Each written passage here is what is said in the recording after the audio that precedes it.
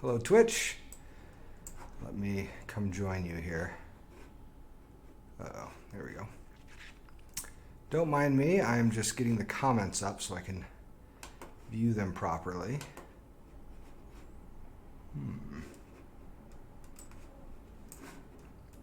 I got this to work so well last time.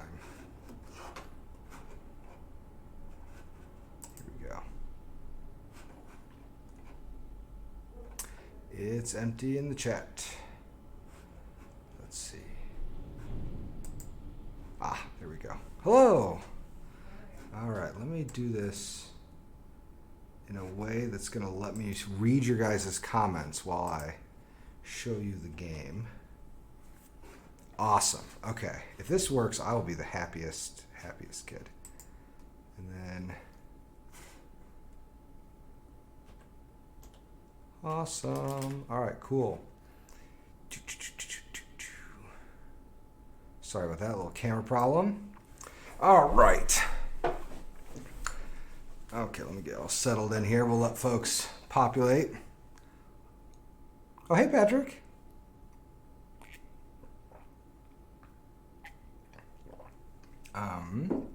As usual, the first thing I do to get ready, the first thing I do when I get set up is make sure to properly retweet the things that need retweeted. So I'm doing that right now. And then we'll get to it. All right.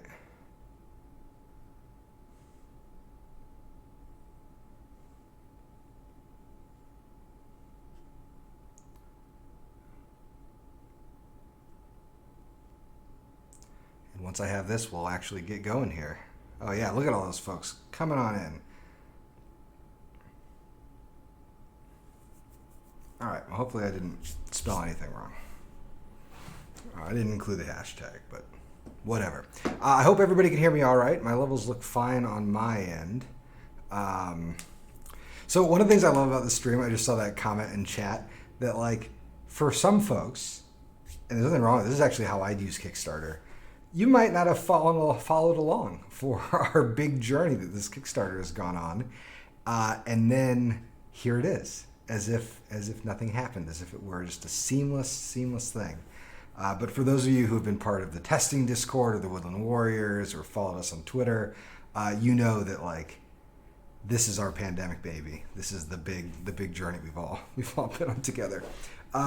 So here's what I want to do. I definitely want to talk about this and show some things, but I also thought that I would show you some other stuff too, like some of the previous things. Now, we already did an unboxing of the pre-production copy, so I'm not going to go through everything, but I just thought I'd show you guys some little behind the scenes stuff before we actually got to unboxing this. So what I'm going to do is set all this Oath stuff aside for just a second. We're going to move it over here just off camera, and I'll show you some other things. So I know, I'm sorry, Ryan, don't worry. So every production has missteps and funny errors and mistakes and things like that. And I want to show you first my favorite mistake that we made. So you may know that the Oath journal is supposed to look like this. I can't remember if I've shown this to anyone on stream, but when we first got it, there was an error in the unit for the factory that we had sourced it with. And so when they sent us a sample, it actually looked like this. And it was like very expensive and clearly not something that we were ever going to do. But this will forever live in the Leader Games headquarters, and maybe we'll put it in a museum someday. It was just a classic instance of like, no, that was supposed to be a centimeter, not an inch, which is probably what they did here. But yeah, and these are actually both factory samples. And when I actually show you the final version, I can walk you through some very small little adjustments that were made at the end and kind of show you how to spot the difference between a PPC and an MPC. Okay. So yeah, we like, this is a nonsense product that can't possibly work. They just printed everything large. And because all of the files in this are vectors, we like, it's scaled up beautifully. It's just not what we wanted. So this is the proper size of the book. I can't keep it a secret. I had to talk to a elementary school class this year during the pandemic about board game making, and that was my favorite thing to give people were weird production errors. So for folks who've seen these streams before, you might recognize this. This is the Oath. This is the Oath pre-production copy, and it's very, very, very close to the final copy of the game. But there's a really important difference. So usually pre-production copies are made in a workshop by a team of specialists who are very good at making high fidelity copies of a game based on their near final files. Now, usually when we work on a project like Oath, we put everything into a hard lock when we go into this stage so that we don't worry about introducing errors into the process. But because we have a full-time editor now, the wonderful Josh Yearsley, and we had a really active community, we decided, and because Oath was a large project, we actually decided to go through Oath and I'm trying to think of the right way to explain it. We decided to go through Oath and keep updating it over the course of the production, so that we actually made some late stage changes to the file. So I'll show you one of those changes. If I flip this around to the back, this is not the final back of the game. Whoops, I'll arrange this properly. This was not the final back of the game. This was just the draft that we were using, and there were some placeholders that got changed. And then, of course, in the final version, we had like another version of that. So there were all sorts of like little things that we wanted to adjust. Now, one thing, I haven't sleeved our copy because we're probably not going to sleeve it, but I did want to show folks just to double confirm that sleeves do fit in the box insert. So if we look over here, you can see on the left, right here, right there, are all the cards in the archive sleeved. And then in this little box right here are the world deck, the remainder of the cards that you use for your active deck each game. And actually, Brooke, if you're watching, I don't know, I'm going to address you as if in the stream. You should go bring me the other copy of Oath, our retail copy, because I forgot to bring it, and I don't want to stand up in the stream. You can just come in and hand it to me when you get a sec. Okay, so anyway, here's the pre-production copy. So again, this is all stuff that like didn't come off the line. These were hand-cut cards, and they look pretty close. Like if you were to look at a card in just zoomed in, it would look pretty close to a final card. Here, I'll show you. I have a new rig right here. So you can see that like this is, whoops, pretty close. Thank you so much, Michaela. I just, I should bring everything if I'm going to do this. So this right here, this is not a card from the final version of the game. It's a card that's hand cut, and if you look at it very closely, and it's a little hard to convey this even with a nice camera, the colors just aren't quite as clear, especially the blacks. And it's because these aren't print with offset printing, right? So most professionally published games are printed with metal plates, these big machines, and you just get a lot more clarity when it comes to color, but you can always like tell if the game has been professionally printed or not. Okay, so anyway, this is the PPC. Y'all have seen that. Is the card stock like the root stock? Sort of, yes. It is. It's like the root stock. We basically got the highest quality stock that we could at our manufacturer, or almost as high quality as made sense. But there's a big difference from the root cards. The root cards use a linen finish, and we decided to go with the same finish that I used for Premiere, which is kind of like a semi-gloss. And the reason why is because it was just a lot of Kyle's art for this game used finer lines. And so the semi-gloss finish really brings out those lines, and it's a lot easier to like look at the cards. And they're as tough, pretty more or less. We also, like, one other thing I'll say about linen finish is linen finish can be very nice in certain settings. It can also sometimes get dirty, and we really wanted to have a nice smooth finish on the card. So the cards are a little different. Okay, so here's another thing that from the PPC. One thing we had thought about doing was a foil cover. Oops, sorry. Now, this foil cover looks cool, but one of the problems that we saw, so we actually got this from the factory, nice silver foil on the cover, but one of the problems with it is when you looked at it from like not the proper angle, it was hard to see what the game said. So like it looks great, like it looks great in a GIF, right? If I just had a GIF of me doing this, it's like, ooh, that's so nice. But if you're sitting in a store and you're looking at it from this angle, you may not be able to tell what the name of the game is. So that was a no-go, and we had to go back to just doing the white finish. Okay, so first I'm going to show you guys the retail copy, and then I will show you the production copy. Or not the production copy, sorry. I'm going to show you two production copies. First I'll show you the retail copy, and then I'll show you the Kickstarter copy. So the retail copy looks a lot like the Kickstarter copy. The only difference is there will be a sticker that says Kickstarter on top of the shrink wrap that will show that it's a Kickstarter copy. And remember, if you ordered it on Kickstarter, you will be getting the little leather journal right here. You get that included. You also get the metal books and sleeves included. Now these actually won't even be boxed because you're just going to throw away these boxes anyway. But like I haven't even opened up this, I don't think. All the content, these bags will just be directly inside the box. So you won't have to worry about it. And it will all fit. The lid will shut closed, I promise you. Okay, so let's take a look at the retail copy. Okay, so here's the retail copy. When you open it up, you might see things a little bit differently, but you'll be kind of faced with the playbook and the rule book. I'll just kind of do. Oh yeah, I should show you the back of it. Thank you. Before I get into this, I should show you the back of it. Okay, here's the back of the box. Eagle-eyed viewers can see some very small changes. Basically, we featured the world box here. We changed some of this text. Changed some of this text. I think Patty adjusted a couple things about this render. It looks really great. And there were some small things that needed adjusted, sorry.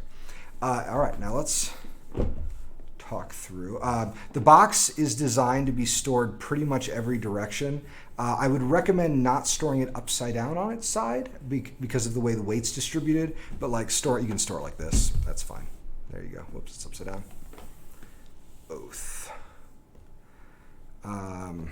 Now, some things are going to be out of focus here because I have the focal point of this camera set just on the table. So if I move things up here, it's going to be blurry.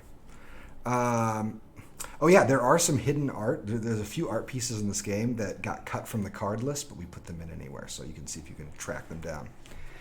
Okay, so let's take off that lid and look at the box. Here's what you're faced with.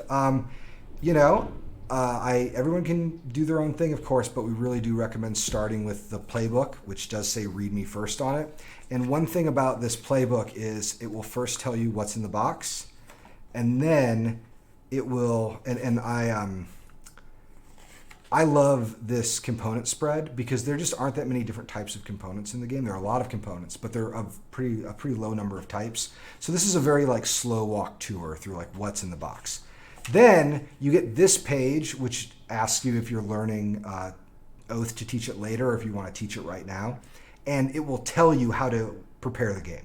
It'll tell you what you need to read, set out, punch, all that stuff, depending on what you want. So literally before you punch anything, read this. Okay, and then here's the law. The law is thinner than the law of root. And for those of you who saw the PPC video, you've seen some of this before. But basically, you have the setup instructions here, and then I know Oath Oath is such a big game, it's a big sandbox of a game, but in terms of the complexity of the rules, here's victory in the sequence of play, here are the major actions, here are the minor actions and powers. So it's 3 spreads of rules. Now, there's a glossary, there's stuff about the writing of the Chronicles, some technical rules, but I think one advantage that this book has is that if you want to learn the game very quickly and you like reading from a legalized rule book, you can really understand a lot of the systems by just going through this. And we actually made sure to test it with both groups who wanted to use the walkthrough that we provided and also groups who want to learn from this first. We wanted to make sure we weren't just giving you a reference manual that you couldn't possibly learn from. The rule books are not square pages because I hate square pages and I think they're a crime against nature. No bookmaker has ever wanted to do square pages. The book format is a little bit less than a US letter. It's a little bit narrower. And one of the reasons why I like that is because it really forced us in terms of layout to work in a single column form. What am I doing? A single column format. So just like flipping through this page, we tried really hard to not overwhelm people with information. So actions like search. Why do I want to search? We've got a lot of data, we really tried to slow walk the explanation to give time for the rules to breathe and for people to actually learn how to play the game. Okay, so there's the playbook. Here's the law, as we talked about. Everybody then gets a chronicle summary, which will tell you how to pack up the game. And on the back of it, it has the AI for the bot. I will be doing a solo bot play sometime in the next couple weeks. We've got to finish some root stuff first, but it's high on my priority list. The bot, you use this map to determine its actions. Okay. Then you have all the rules for, and I should say this is cardstock, so it's a little rigid. This is the bot rules. The bot rules, there's a whole, there's a discourse about where you put the rules for a bot. What we opted to do here for a lot of reasons is to put them away from the rule book and put them on a single sheet of paper, front and back, with there's a little bit of Q&A, clarifications and stuff on here. The reason why we put all the bot rules on a separate sheet of paper is because there were two reasons really. One, from the perspective of a player and a learner, oftentimes you'll want to look up something in the law and then compare it to a bot rule. And so you can do that very easily side by side. And the other advantage is the bot rules were worked on after we had finished layout of the rule book. So it was actually quite easy. I knew that I could change the bot rules without asking our graphic designer to relay out pages because a column had shifted or something. So it also helped us on the production side. Someone asking about square rulebooks. A small square rulebook can work. Soul has a great square rulebook, and also Estates, beautifully designed square rulebooks. The key thing is that a square layout is going to tempt you into a 3-column approach when you really only want 1 or 2 for the weight of games of a square rulebook usually has. Anyway, I could go into it. We won't though. Then players will all get 2 player aids. These are just copies of each other. This card reference tells you how to read the cards. And then it also contains general rules of use. One of my favorite rules of use is right here at the bottom. It says, "Psst, got the conspiracy?" And because the conspiracy is a kind of a crazy, tricky, weird, fun card. But the problem with the conspiracy is when you get it, it's very powerful. And you're going to want, especially a new player, they're going to want to ask a question about how the conspiracy works. But if you ask a question about how the conspiracy works, you kind of show the table that you had the conspiracy. So don't worry, this rule aid's got you. If someone in panic draws a card and they look really excited and they ask for, give them the reference and they can look and be like, oh, I've got the conspiracy. This will tell me what I need. Okay, so then on the back of this, we have the site reference. Now, every rule that is a rule in the game can be found in the rule book. But there's one exception to that, which is the powers for sites, which are all unique. We didn't want to put them on the site card because they would just get obscured by player pieces. So instead, we moved them all to the site reference. Now, what we found in our studies is that people learn what the site powers do with these kind of simple icons. So usually you only need the site references for the first few times you play, and then you just use it when you need to reference a very specific rule. And then the last part of the reference is this campaign summary here on the bottom, which reminds you how battles work. Okay, so now let's get to the punch board. Yeah, rule 1 of conspiracies, do not ask about conspiracies. Okay, this game has 2 sheets of punch board. Here is the first sheet. It contains all the favor coins, all of the secrets. Secrets are not component limited, so we have these ×5 secrets that you can see right here. And then we have the Imperial Reliquary right there, and one of the Oathkeeper tokens. Now, the Reliquary has a back on it that you can use when you're playing with the bot. But it's the same Reliquary. Hilariously, there was a slight adjustment in the wording of one of these. Changes nothing, but it just didn't get regularized right before we printed, but it's not even a point of errata. One thing that we did, this is a new thing for us, is we put little labels on what everything was. So you can hardly see it here, but there's a little tiny line that says, hey, these are secrets, and has an arrow pointing toward them. So that's piece 1 of the punch board. Now, I'm trying to be careful here because I want this to not get all messed up by my unboxing. Okay, and now we have the second sheet of the punch board. Here's the back. This is the back of it. I'll show you guys the front. Now, the punch board, these little friends, we didn't show too much of these. These are one of my favorite components in the entire game. And I will say, Patty did pretty much all of the primary graphic design of this game. She did an amazing job. But I demanded that I do these because I love making goofy dividers like that. So I want to take credit for this one tiny thing. And then we have the banners here, and actually the graphic design for these was helped a lot by Nick Brockman, who also served as the game's developer. So the banners, one thing I'll say about the banners is they are lovely, kind of thick punchboard. Actually, here I'll show you them. My fancy zoom-in camera, you can see here, we'll tell you what, we can even boost it up. I prepared for this, everyone. I trained. There's a banner. And these banners are nice 2mm thick punchboard. They're going to have resources on them, so you want to be able to like easily hand them across the table. And here I'll show people one of the dividers. Here's the divider, for instance, for the world deck. I'll show you how you use the dividers soon. So there's the world deck. Little speck on that. Not just a piece of dust, not anything to worry about. Here's like the Discord one. Now, one thing we did, and I'm embarrassed, at how long this took me to do. We did these dividers so that they could be reversed, so that when you're sorting your cards, you can have them like go every other version. We wanted to spend a lot of time getting the organization of this game like ace, because one thing I tell folks I work with all the time is that the biggest barrier to playing a game more than once is the game itself. It's all the pieces, it's the rule book, even the pretty stuff, even the pretty components. If I open a box and it's just filled with beautiful components, I'm terrified. I don't want to set it up. So we really tried to build the whole product around making it easy to set up. Okay. So we've just finished moving off the punch board, and now we actually have the game. So if you got the Kickstarter version, you're going to get all the punch board for the favor and secrets, and they will fit in your box just fine. You don't need them. Use them to prototype some other game. You know what I mean? Like you don't need those extra currency, but you are going to get them anyway. So this insert is, I think, the best insert that Leader Games has ever made. It's a great insert. And it works at different types of storage. You can have the box, up or on the side or anything. I wouldn't flip it all the way upside down, but you'll probably be okay. This insert is like our general mandate when we're working on this insert is we know players love to throw away inserts. This insert will be so good that players will not want to throw it away, right? So that was our goal. And it also helps you set up. So in the box, you will have, first of all, 10 bags in a larger bag. So this is important because this larger bag, it's not that much larger than the small bags, but the larger bag holds the sights that you're not using. So it does have, every little part is being used here. So you get your 10 bags. Then you will have a flat tuck box that you'll have to assemble yourself. Spoiler, it's not hard to assemble.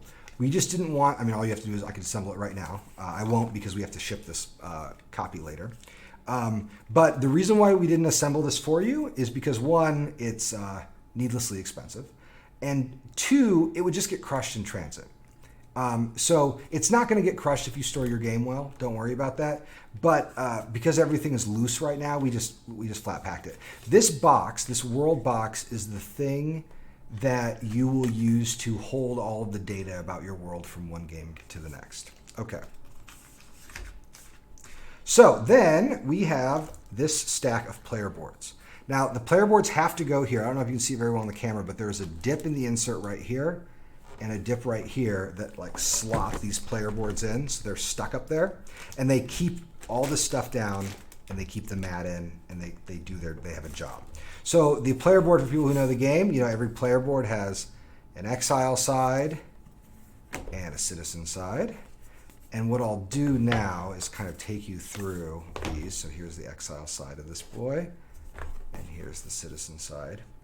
Now, I don't have a copy of Root handy, but you should know that these player boards are, hopefully you can get a sense from the camera, they're a little bit wider than a Root board. So a Root board like cuts here, maybe. So they're a little bit wider, and of course they're way skinnier. And the profile behind that was when we were first working on this game, I sat down with the convention table at PAX Unplugged and we measured, thank you so much, Brooke, I'll show you. So here we go, we'll do it like this. When we were working at PAX Unplugged, so here's a Root board, and here is an Oath player board. So you can see there's like a little bit of an overhang here. It's also not as wide. So one of the things about this game that I was really conscious of is when we were building Root, we were trying mostly to get the game so that it was easy for us to make prototypes. I mean, it was the first time I'd done a project quite like that. And so like the player boards in Root are roughly the size of a piece of paper, a US letter piece of paper, because they're easy to print, right? But what ended up happening is Root is a little bit of a table hog. Like it will just eat up all the table space, especially if you're playing with 5 players. And with Oath, when we were at PAX Unplugged, I remember taking out like a tape measure and measuring a convention table and being like, okay, I want this big game, this big sandbox, to be playable on a convention table. And the reason why I wanted that is I love big games, but I hate the fact that when I play Twilight Imperium at a convention or at a game store, when one used to do that, I would have to move 2 of those tables together to make the big square table. And that table is horrible because you can't reach the center of the map. So we really wanted a game that like everybody could easily reach all different parts of the game. Someone said, should you deconstruct the box when if you're shipping the game? You probably don't need to. If you were worried about it, you could deconstruct it and then just put all the world contents in a bag. It's not. I think it'll probably be fine. Anyway, let me finish going through the player boards. This is the White Citizen is my favorite citizen. I just love the change of persona from that to this guy over here. Or gal, you know, these are ungendered folks. And then here's Yellow, another one I really like. They're the Librarian pivot. And then the Chancellor doesn't have a citizen side. Instead, on the back of the Chancellor is the board you use when you play with the bot. Okay, so those are all the player boards. Again, they slot right here. Now you remember that when I was showing you the PPC, this whole section right here was filled with cards. And then we had this section also filled with cards. That is only needed if you are using sleeves. So if you're using sleeves, cards are going to fill both of these chambers. If you're not using sleeves, cards are just going to fill this chamber. Now, if you ordered sleeves, they will come in a bag like this. We're not, you obviously can't fit them in the box with all the other stuff unpacked. The box will fit everything once you have it properly sleeved. And I just want to underline the fact that you're getting a ton of sleeves and all the sizes are correct. We did some tests on sleeve durability. These are really good, very high quality. I mean, I wouldn't go ripping them, but they're pretty strong, especially for custom sleeve. And so, they have really good quality control. So it was actually cheaper for us to just give you exact counts. And then if you're short a sleeve, of course, send us an email, right? You can probably work it out. But everyone should have the correct counts and they shouldn't damage. Okay, so there's the sleeve pack. I can't remember what the MSRP is for the sleeve pack. It's, someone in chat can get me. And it's an add-on. And we will sell the sleeves on our website later.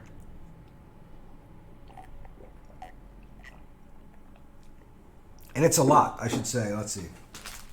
Do some quick math here. You're getting, 250 sleeves with that custom illustration. Okay, so sleeves are out of the way. What do we have now? We have big brick of cards, right here, and then we have all this stuff. So let me just say a word about the cards. So the cards, I had opened this. Apologies for that. The cards are going to look like this. You'll note that the first card says a packet. It says like packet A. I'll take these out of their bag. So here's packet A. Actually, this is a good time to use this little thing. So here we are. Your first card in a deck is going to look like that. Now, you'll note that what it says here is flip this card over to start setting up. So when you first get your game, the rulebook will instruct you to find packet A. You flip this card over, and it will start giving you setup instructions. And then after you get to, so then I'm on stream here. I'll show you guys. You are going to use the next whatever number of cards to set up. And then eventually you will set up all those cards. And then you will find another card that looks like this. And it says, hey, Now put these player pieces on these various spots and then flip over this card. And then it will instruct you on the next thing to do. And so this whole like thing will allow you to set up the game without reading a bunch of rules. There is almost nothing as painful, at least I find, as setting up a game based on a giant setup procedure when you hardly know what anything is. It just takes a long time. And so basically the cards provide you with a complete walkthrough of the setup. And then after you're done with all the Packet A cards, you can open up your copy of Packet B and get to it. And I'll show you guys cards when I go through the other copy. And then after you're done with Packet B, of course, spoiler, we're off to Packet 3, C. By the way, if you're enjoying my transitions from zoom-in camera to non-zoom-in camera, follow Kanji Spelunky, who's in the chat. My brother Blake helped me get the stream set up this morning. And then lastly, there are three, and I'll pivot to the other camera here. There are these 3 packets of cards. One of them says archive, and then the other 2 don't have any label on them, but they go with the archive. And this archive will say, okay, this is how you build the archive for the game. And I'll show you how that works soon. So that's how the cards are arranged in the game. I'll put them back here. Okay, now let's look at the rest of the stuff. So we've got dice. Lovely big pack of dice. They're going to look a little goofy, but I'll do it anyway. Here are the dice. Bunches of them. I think it's like 17 or 18 dice. I think it's 17 because you get 10 of the orange dice, 6 of the blue, and then 1 of the Chancellor dice. These dice are 16 millimeter, which I think is 5/8 or something. Yeah, they're 16 millimeter dice. They are chunky. I love chunky dice. They are also, I'll just show you here, they have, they're engraved. They're like custom engraved dice, which are the best because they will not wear. You could play this game 1,000 times and the design will stay clean. Yeah, and I love the colors. Kyle picked a great blue and orange and purple. And of course, like, you know, we didn't want to give you guys a generic dice even for the Chancellors, just D6. And so, of course, we did. I shouldn't say, sorry, Garrick. They're not engraved. They're just injection molded. But yeah, you're right. They don't have completely perfect weight distribution for that reason. So, sorry. A price gladly paid. Okay, so let's talk about the wood. This game has a ton of wood in it. Just a ton. It has, I think like 120 or something. I don't have it's not 120. It's about 100 pieces of screen printed wood. That is as much as Root and both expansions, maybe? It's close. This is a lot of wood to put in the game.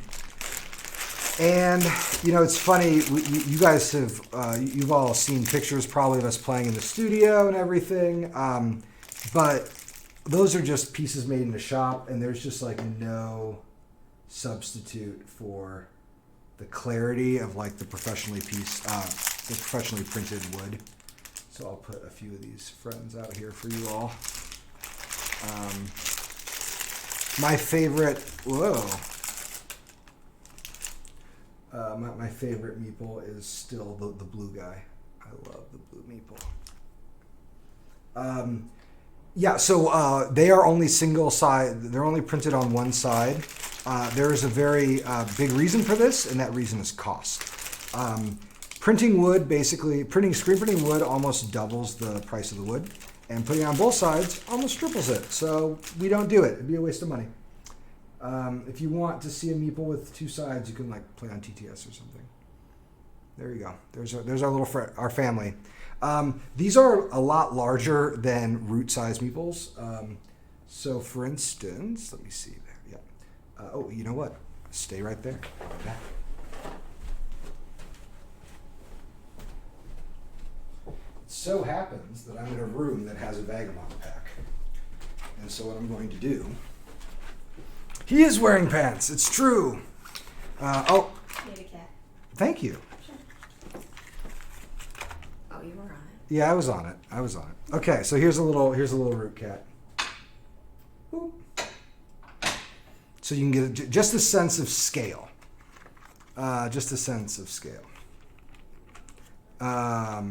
Here's the root vagabonds. Put them right there. Yeah, so this is some this is a chunky meeple. Various points, people in the project were like, "Can we please have smaller, less heavy wooden pieces?" But Kyle and I were both adamant about this because these pieces remind me of like chunky German games from like the mid '90s, like the King figure in El Grande, and I just love that piece. And so we really wanted big wooden pieces. So anyway, there's the wood. Okay, let me put stuff. I'll let you guys look at that wood while I put these pieces back and don't make a giant mess of everything.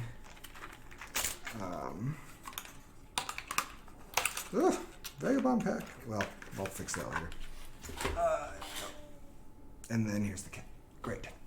Okay, so there's the wood. Now some other wooden pieces that we haven't shown very much. I'll show you a few of those. This little silver friend is used. There you go. That little silver guy is used for the turn tracker. There he is. And then we have a special piece we use to track visions. There. Here's the piece that is used to track visions. Yeah, there you go. So hopefully that gives you a sense of some of the wood that's in the game. Now I'm going to put this stuff away as careful as I can to not make my post-stream cleanup a nightmare, because I want to play Root today after the stream's done. All right, all the wood, you can go over there. Great. Let's take a look back at the box. So here's our box. All of our wood now is kind of set to the side. I already showed you guys this packet of cards, so I'll set that aside. Now, one thing that we really like is this little plastic tray here. So the plastic tray, it's in the same like purpley pink color that Kyle picked. It's awesome. Like it's sort of a Chancellor adjacent color or close to the Chancellor color. This track will hold. I'll show you. It holds all the dice. Okay. Not only will it hold all the dice very cleanly, there is extra space in there so that you can put the vision tracker and the turn tracker right in there. So you can keep the whole family can sit right in there. And then the other pieces, and I'm not going to punch this. This is an ASMR video. I'm not going to punch the whole thing, but the other trays are used to hold secrets and coins. Now, the reason why we did this, let's move some of this stuff here. The reason why we made this tray this way is whenever people are making custom trays, there's a temptation to make it as space efficient as possible. And the most space efficient shape for something like this is like a square or cube. The problem with the cube is it's hard to reach in. It's like too narrow. So we went with a lower level, flatter tray so that you can just set this in your area of play. And it's very easy for players to grab whatever pieces they might need. Cool. Yeah, I'm so sorry to the folks that we're shipping. It's all right. I think the people whoever we're shipping it to, they're going to do, they're just doing some photography. Yeah, that's true. Okay, so there's that. It comes with a little plastic lid that does have a little like notch for snapping, so it will stay. I'm holding it by its lid right now, and it slides right in there. The box, where did I put the box? Here it is. This world box right here, which I am going to keep flat packed, is built to fit. I'll just kind of show you quickly. Ooh. It's built to fit like it fits right over the tray pretty easily. Or you can fit it this way. It fits in a couple different ways in the box. Okay, cool. So there you have it. Here's our nice little insert. Now you'll note that the insert only covers the bottom kind of like 4/5 of this box. The top is held by the mat. So here's the mat. Now you'll notice I'm squeezing a little. That's okay. These are somewhat loosely packed. When you actually roll it up yourself, it's a little tighter. And then here's the mat, and the mat just drops right in there. And then let me move this box someplace where it's not going to cause trouble. And I will, your mats will probably have a little paper tag on them. And then we can just unroll it so you guys can get a sense of it. Yeah, I really like how this mat turned out. It's lovely. It's the exact perfect size. If you're sitting, like if we imagine a board game as having 4 primary seats, which is to say, this seating position, and these 2, all 4 of those seating positions can very easily reach everywhere in the game. And you could easily have a player sitting on an edge, either the top edge or the bottom, and their reach is going to extend about this far, which means they might need some players to help them. But for a 6-player game to have full reach over almost all parts of the board is pretty good, and we're really happy with how it turned out. So here's the map. The map should lay flat, as you can see it. Sometimes there are very, very slight ripples and things, but they're not a big deal, and they look really good. You could use it as a mouse pad if you wanted.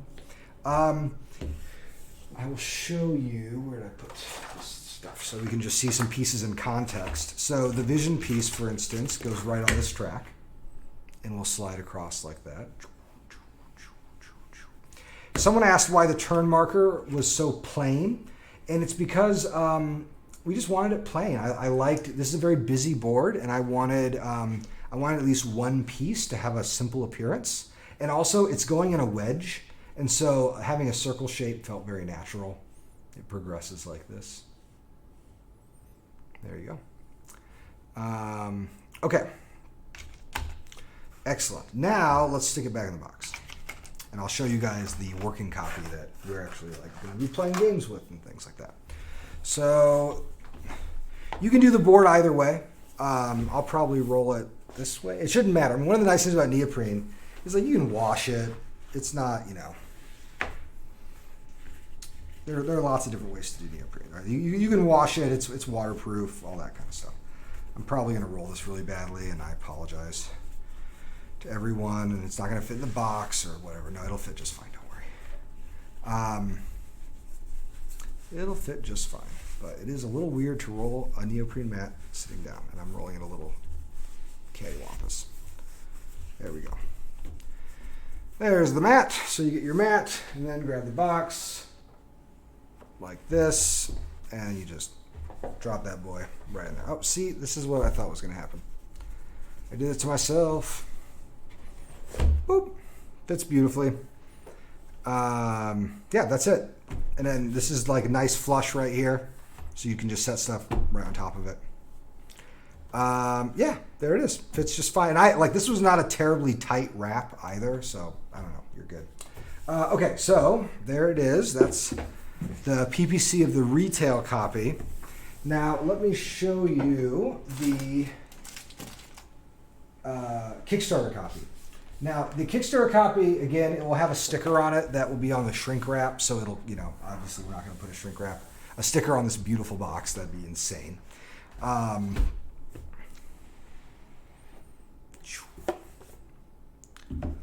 Okay. It seems like some folks are asking about scale and TTS. TTS scale is super weird. The oath components are a little out of scale in the mod, but it's not. It's actually on purpose. Have I ever used an oath board as a mouse pad? I haven't, but I have 4 in my office from various stages of production, so I think I could. In fact, this is a rejected oath board behind that I'm using as a background. Playbook and law switch side. Oh my gosh, we're in the alternate timeline. That's how we know. Okay, so here, this copy, the only difference between this copy and the other copy is this is the Kickstarter copy, so it came with the coins and stuff. And I assembled it. So this is a copy that we made. Because we're going to play with it at some point. So we got the rule books, we got the player boards, all that stuff. Then I just want to point your attention, here it is, this is the archive. And I wonder, I'm going to spill everything out, aren't I, if I do this. But you can see how this looks right here. You have these nice dividers. And then the reason why we did the dividers on 2 sides is so this divider's like this. I could also flip it like that. So that, and this is for any of you who've ever worked with a file cabinet, sometimes it's nice to go every other. Maybe you want to have this one right here. Just for fun. Whatever. So there are different ways of doing this, and we want to accommodate all sorts of folks' stuff. One thing I'll say about the TTS to scale or not to scale, TTS is a funny environment, and putting things perfectly in scale does not make them easy to play on TTS. And you don't want to try to, like, I think sometimes it's easy to fall into the trap of being like, I want my TTS to be the perfect facsimile of the game I'm making in physical space. But it might, a game that is very fiddly on TTS might be not fiddly at all in real life. So you always have to be careful about this. And so where things are out of scale on TTS, we did it on purpose. So like the player boards on TTS are like a little large, but that's because they're important and I want to be able to easily see them. And I can't move my head very well. Okay. Will the dividers work if you flip them upside down? Yeah, but only in the worst way. Yeah, you shouldn't do that. Okay, we'll do some card spotlight. Card spotlight. I'm picking this random card. I don't know what this card is. Card spotlight. Boop. Again, like so super happy with how the art and everything turned out for this game. So here I'll show you another one. These are this is something that wasn't in the original Kickstarter, but we added later. These are the Edifices. These are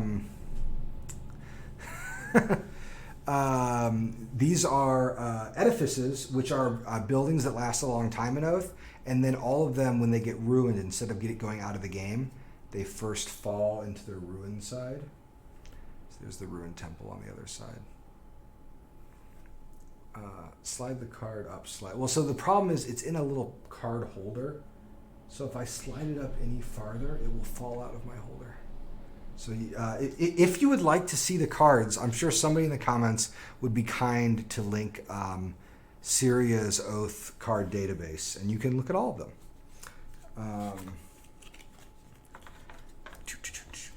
Okay, so then let's do another one.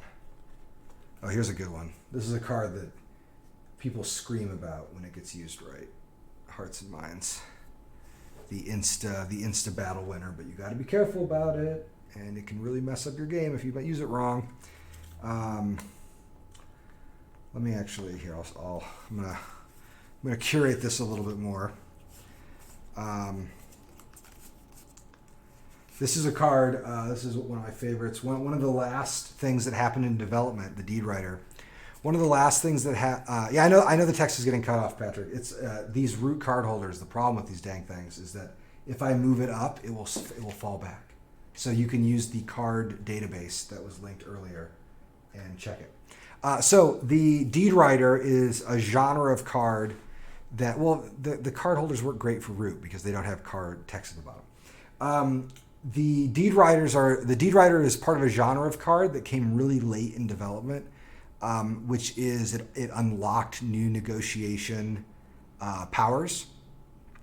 So the Deed Writer allows players to like transfer ownership of lands, and there's all sorts of hilarious things that can happen with it. The other type of card that kind of came into it pretty far into development are the cards like, let me see if I can find one. There's one. Here's another card. This is the Vow of Peace. The Vow of Peace is a locked card. It has that chain up here. And what that means is that when you take the Vow of Peace, you're stuck with it. And this card, I will highlight the text for this. You cannot campaign, but attackers can't sacrifice warbands if they're fighting you. What that means is that you can't start battles, but it's really hard for other people to beat you in battles. Okay. All right. So anyway, that's just some selected card highlights. One thing I'll just kind of highlight this for folks. We use the pig once again is the divider for the world deck, and so these cards are going to be the cards that are going to carry over from game to game, and you can see from the top view that like that's just a small section of the cards in the game. So just these cards are changing, and so basically there are 209 denizens in the game. 54 of them are going to be in the deck. The other 150 are mysteries. I built a little model and ran through some studies, and usually it takes people about 20 games to get through most of the card list. But that's like if you have a real ideal run. What happens more likely is you like the space that you're going to be playing in is going to be like 80 or 90 or 100 of the cards. And then sometimes that's one of the fun things about doing a reset. You can always reset the game back to factory default, and that can allow your world to take a different branch. Okay. So you can see our nice bags. We have these bags for all the different meeples. We included 10 bags. There are some different ways. I think some companies like to have really specific like ways of bagging. We don't do that. So there are 10 bags. There are plenty. You can do them a couple different ways. Here is the published Final Chronicle book. Here you can see it here. And then I don't know if this really lends itself to this thing, but I'll put it. You can see. Yeah, it's not. I'm too shallow here. We'll do it like that. Chronicle book. It's embossed, really cool. Faux leather, no animals harmed. At least no animals' leather is used. One thing I like about this book is the way it's designed. The end papers, which you don't have to use, but what I like to do with the end papers is like let the winners write on the wall. And I had a big Twitter thread about this, but it's just, everything from like kids in high school to scribes in ancient Egypt understood the power of writing something on the wall. So usually when I've used this book before, we ask the winner to record the game down, and then at the end they get to write their name on the wall. For folks who are going to play their game a lot, we also have a back end paper that is the same. It's the same thing. You can use this eye in the corner to fill in little boxes for every card added from the suits. So that way a player who's getting ready to play a game could open up this book, take a look at this little diagram. And the diagram's a little hard to see. Let me see if I can't. I'll use my little zoom in camera. You can see it here. That little diagram, the way it works is there are 24 boxes in each one of those sections of the pie, and there are 24 cards of each suit in the archive. So if you add like 3 hearth in, you could fill in 3 little hearth boxes. And that way, someone who's coming to a game for the first time could just open this book to the end paper and quickly see what cards have been added to the deck. Of course, it's not tracking what cards were taken out of the deck. So you're on your own there. Okay. So coming in from the top, the last thing I wanted to show you was, let me just put that stuff over there. Sorry, it got loud. Here's that. See how the world box kind of like fits on top of this tray. I didn't show any lands. Let's do that.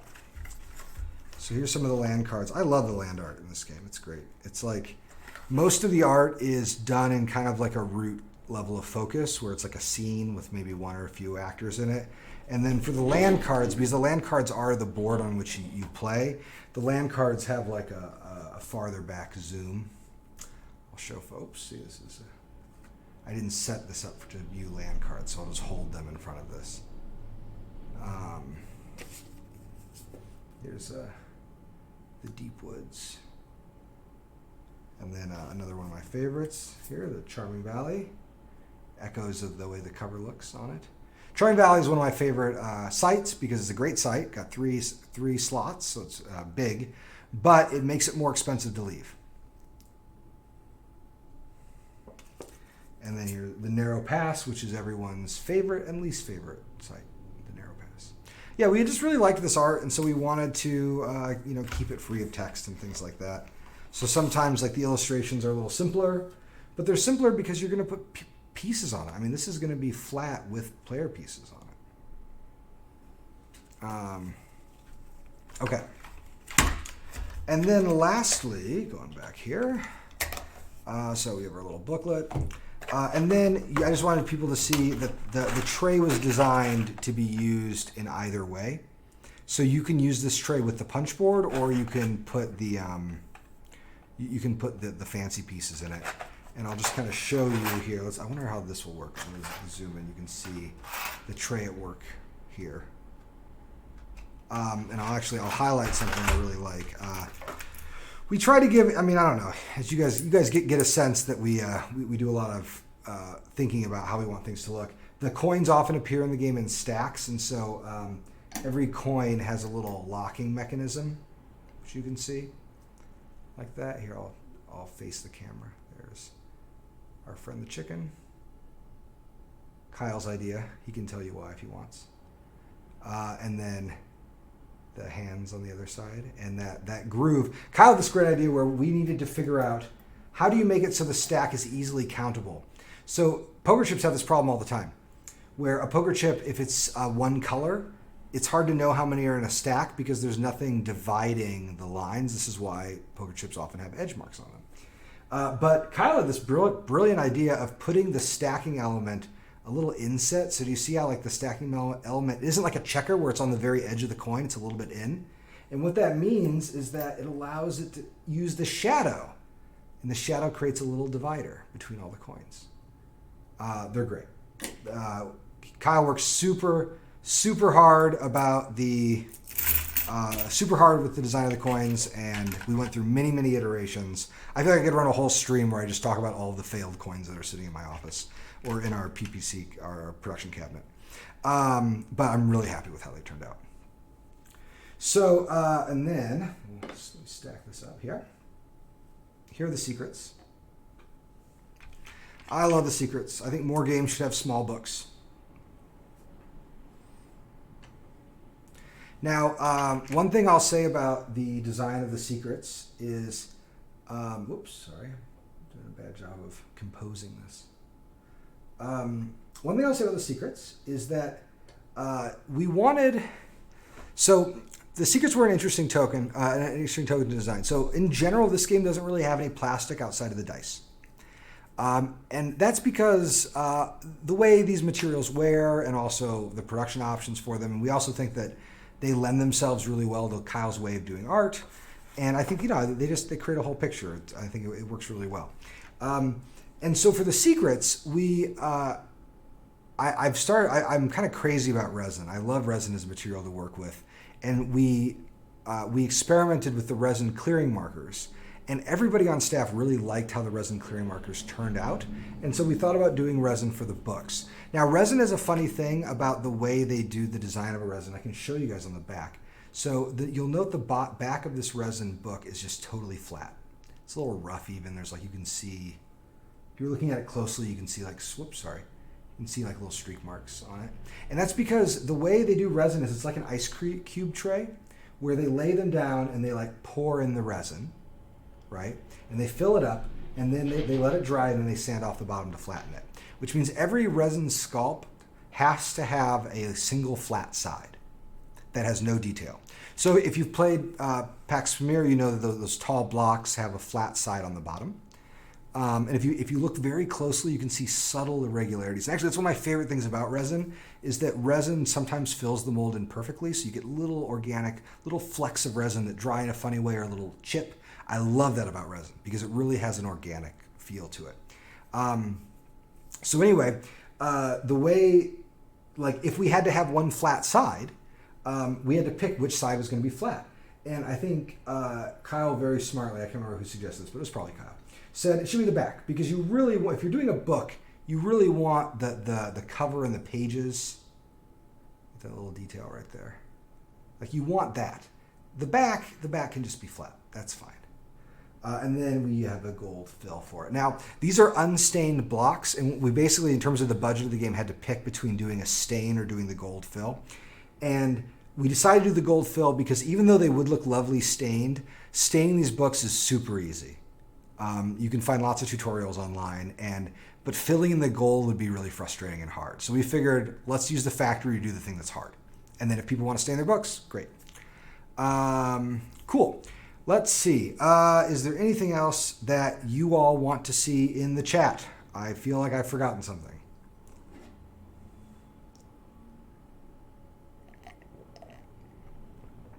Oh yeah, don't clack your books too hard.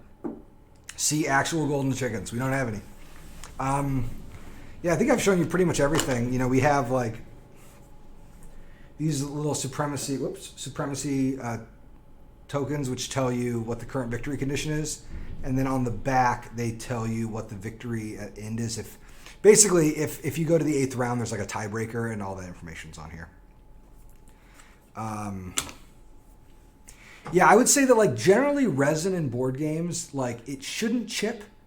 Like Drew and I like threw those Premier blocks at walls and they would chip a little, but they wouldn't snap, but it definitely can't snap. So like if you take a root clearing marker and you just go, it's going to break. Of course it's going to break, but don't do that. I store my clearing markers just in a bag, and they're loose in the box, and they're fine.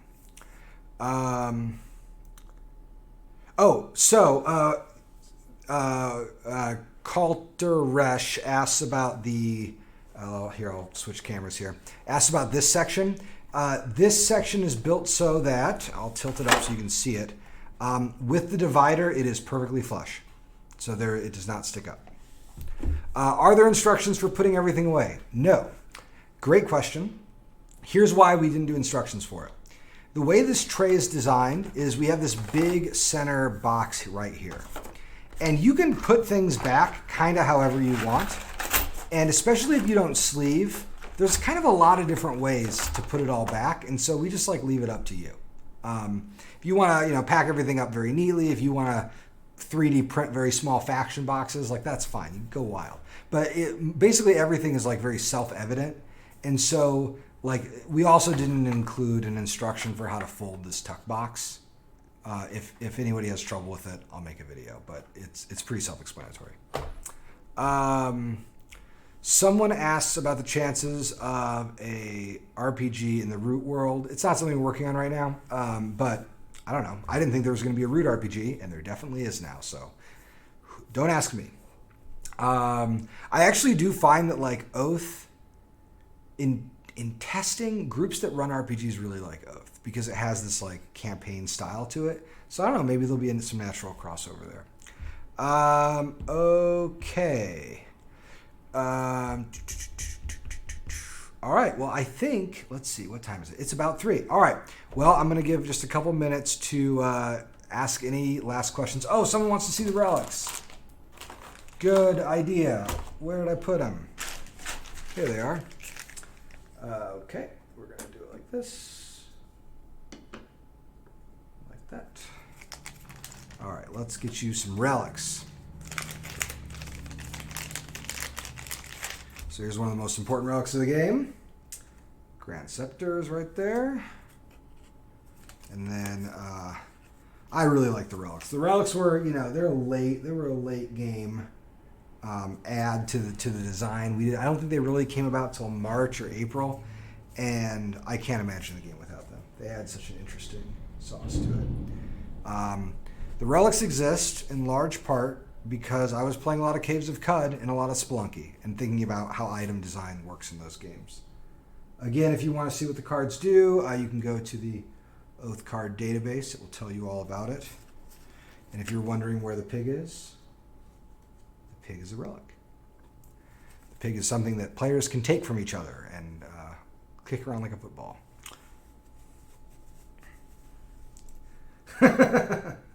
I can't speak to what happened to that dragon. World Box holds sites, advisors, yes, and relics and everything. It's the World Box. I should say. So here's the World Box. It is pretty thick.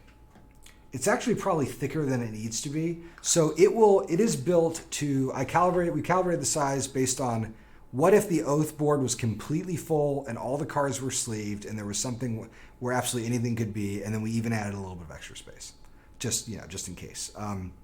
It also, you'll use the the World Box to store the victory condition for the next game. Dice up close? Yes, dice up close. I got you. I love how the dice look. They're awesome. What I'm going to do is just stack them. They're perfect, Kyle. They're like, so it's funny, this is like a place where the factory will sometimes change things without letting us know. They're very small. Like, for instance, I think the faces on these dice are a little larger than the faces we submitted, but they look great.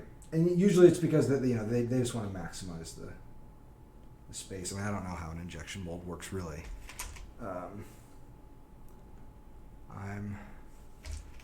They're really good. They feel great.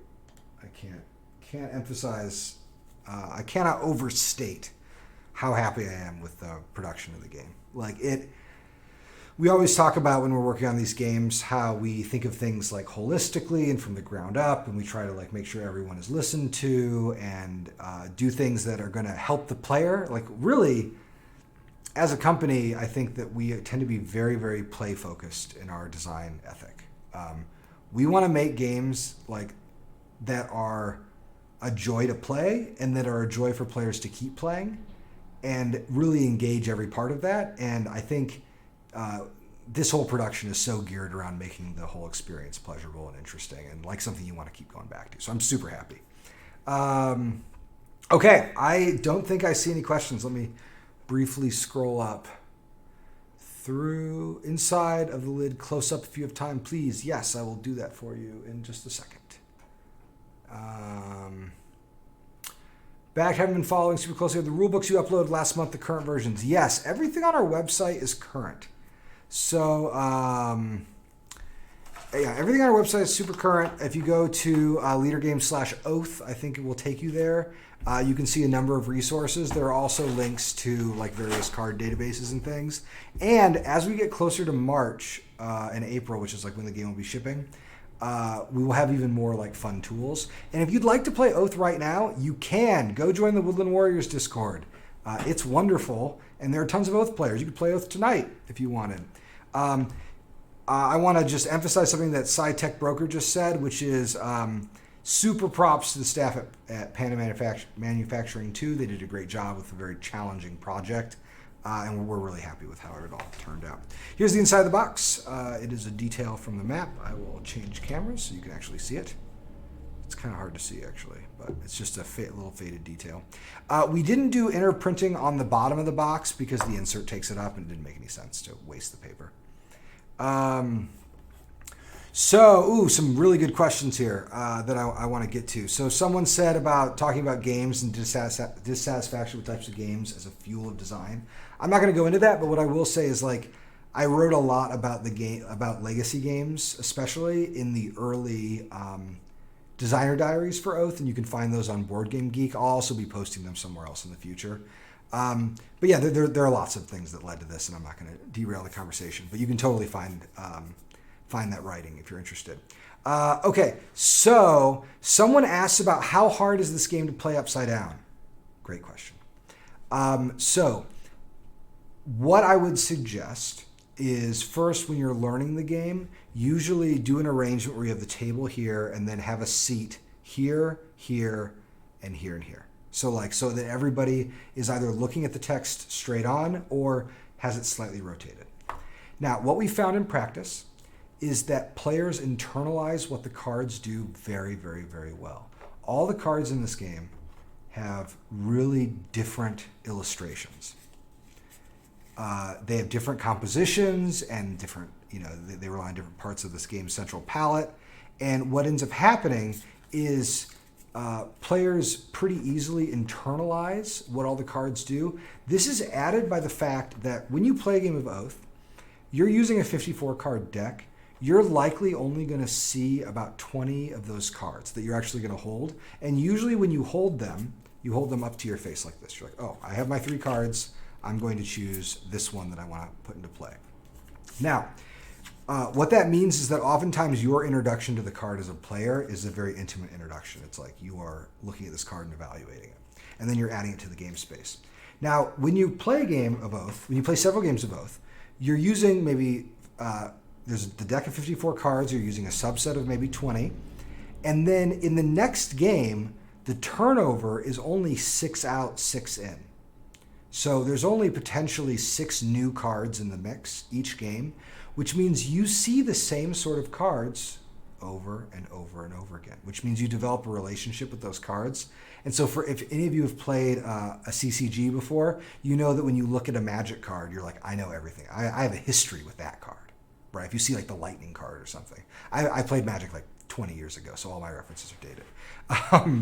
But in general, I find that like people internalize the card list really well because the card list is like the game's cast of characters. And so after a first game, sitting on the other side of the table is fine. And it's also just easy to pick up the card and look at it. The card powers are designed in such a way that they're very tightly built thematically, and they just slot into memory pretty easily. But I do think it is a little bit easier to be sitting on the front side of the table. So usually when I teach new players, I have them sit in the kind of like right side up slots. Okay, so let's see. Sorry, I'm like way up on my scroll. Where someone had a question. Where is it? Are you gonna have a playthrough stream? So we are still on like kind of lockdown, or some lockdown restrictions in Minnesota. So we won't be doing like a 4-player play stream or anything like that. What I will do is a solo play where I'll show people how the bot works. Maybe next week or the week after. I'm not sure exactly what the timing will be on that, but there will be there will be additional streams. Lightning Bolt is I'm glad to hear Lightning Bolt's still awesome. Okay, well that's all I've got for you all. Thank you all for tuning in this lovely Wednesday. I'm glad that we were able to get this stream done, so I didn't have to worry about like ice skating my way to work in freezing rain tomorrow. I hope you all like what you see. This, everyone on staff did a great job with this game, and we all spent the better part of the last calendar year and about half the year before that working on this. And I am both very happy it's done and also very happy that you are all going to have it soon. So in terms of the shipping estimates and things like that, I'll just say what we've already said in updates, which is right now we are trying hard to fulfill in the second half of March and April. We're kind of on schedule for that, but right now it's really hard to predict. This is a weird time to be shipping something across the ocean. So, we will do our best to keep you all posted. Rest assured that the games are like doing really well through production. We haven't hit any snags there. And you will all get your copies soon. And I cannot wait for you to see it. And if you would like to play right now, the mod is on TTS. You can play right now. Please go enjoy it. All right. So thank you all and have a lovely day. Go have fun, play some games, play some Oath. I'm going to go see if I can rile up a late afternoon root game myself. And I hope you all have a wonderful week. Bye.